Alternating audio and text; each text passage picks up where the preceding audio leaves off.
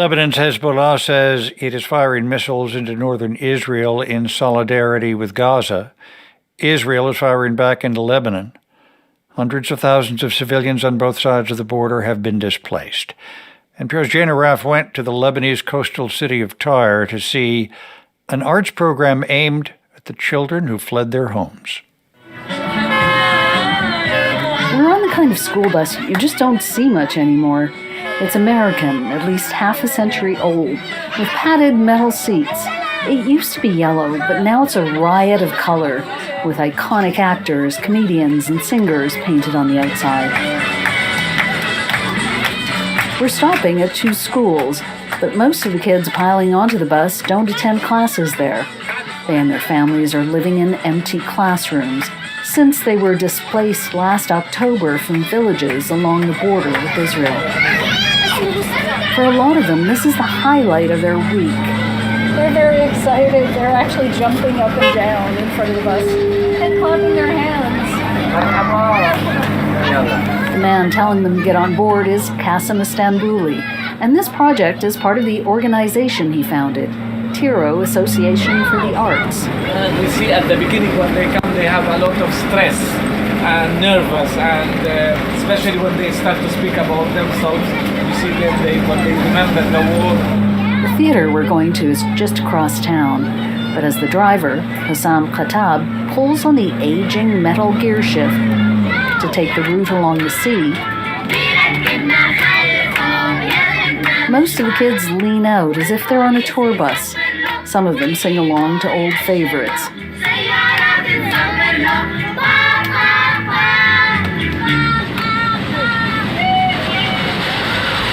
A few minutes later, we arrive at a historic cinema that the Arts Association has renovated.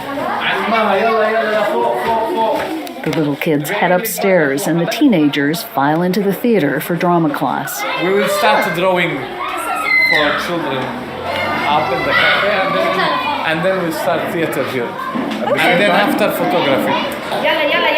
On the second floor, next to a room with old movie posters, instructors are handing out paper plates and crayons for the younger kids to cut into the shape of baskets and draw flowers.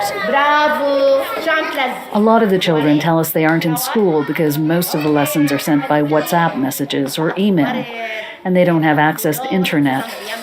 The aid group Save the Children says between the pandemic, the Lebanese financial crisis, and the war in Gaza, only 3% of children in Lebanon are able to read at their grade level.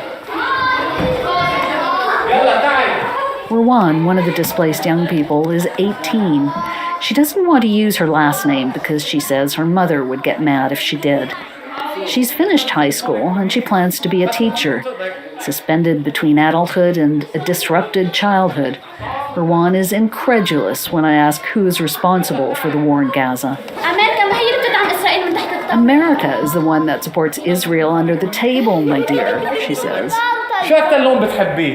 In the theater, Istanbuli is doing a lightning round of questions with the teenagers. What's your favorite color? Your favorite food? The kids shout out answers. When he gets to, when was the last time you were happy in your life? There's mostly silence. One boy says, nothing. Then they crank up the music, and everyone gets up on the stage to dance. Rwan, covered in an elegant black abaya, takes the hands of a little girl and dances with her. Istanbuli created the foundation in 2014. In this country which has seen so little peace, he believes in the healing power of art. Be here to get out, to come by bus, to learn drawing, photography, and storytelling, to draw. All these, they can express themselves. They can feel freedom. They can get out all the painful inside through arts. Khattab, who drives the bus, is a photographer who came to Lebanon as a Syrian refugee. He says the worst thing about being displaced isn't being hungry or being out of school. It's the way people look at you with pity. There's no pity here. For a couple of afternoons a week, just regular kids doing regular things. Jane Araf, NPR News, Tyre, Lebanon.